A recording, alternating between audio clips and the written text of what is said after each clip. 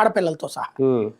దాంట్లో మాకెవరికి అక్కర్లేదని మా అన్నయ్యకి ఇవ్వండి అని గనక అందరూ కలిసి రాసి ఇచ్చారనుకోండి, ఆడపిల్లలు ఉండి ఒక్క అబ్బాయి ఉన్నాడు అనుకోండి, మా తమ్ముడు మా అన్నయ్య, అతని చేతికి ఇచ్చేసేయండి అని చెప్పి అందరు రాసి ఇచ్చేసి అనుకోండి, అతని చేతికి ఇచ్చేసేవాడు ఒకప్పుడు. ఇది సిస్టమ్. ఇప్పుడు అట్లా కాదు. మీ ఆస్తి ఎంతో లెక్క కడుతున్నాడు అక్కడ బ్రోకరు. ఏది చచ్చిపోయాక మీలో మీకే గొడవలు లేవు, కానీ ఇది దీనికి ఎంత ఖర్చు అవుతుంది, 10% మాకు ఇస్తారా, 20% మాకు ఇస్తారా అంటే ఆస్తి మనది, మన నాన్నది లేకపోతే మన అమ్మది, మన ఆస్తి మనం తీసుకోవడానికి ఆడికి 20% డబ్బులు ఇవ్వాలా? ఇదే రెవెన్యూ శాఖలో జరుగుతున్నటువంటిది. పట్టాదారు పాస్ పుస్తకం ఎందుకు ఇయ్యరు? అది మన హక్కు కదా. నేను ఒక ల్యాండ్ కొందాం అనుకున్నానండి, కొన్న తర్వాత నా చేతికి ఇమ్మీడియట్గా రిజిస్ట్రేషన్ రోజునే పట్టాదారు పాస్బుక్ ఇస్తే కదా కరెక్టు.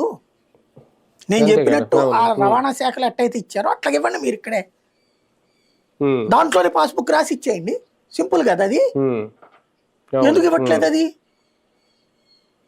అక్కడ రాజకీయం చోటు చేసుకుంటోంది. బాబు గారికి తెలుసో తెలియదో, తెలియకపోతే తెలియజెప్పేవాడు ఎవడో లేడో తెలియదు మనకి.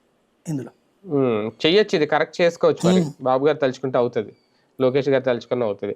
సార్ 2019లో తెలుగుదేశం పార్టీ ఎందుకు ఓడిపోయింది అంటే అప్పట్లో ఎమ్మెల్యేల వల్ల సరిగ్గా వాళ్ళు వెళ్ళలేదు, ఏదో రకరకాల కారణాలు చెప్పారు. ఇప్పుడు కలెక్టర్ వల్ల లేదంటే కలెక్టర్ల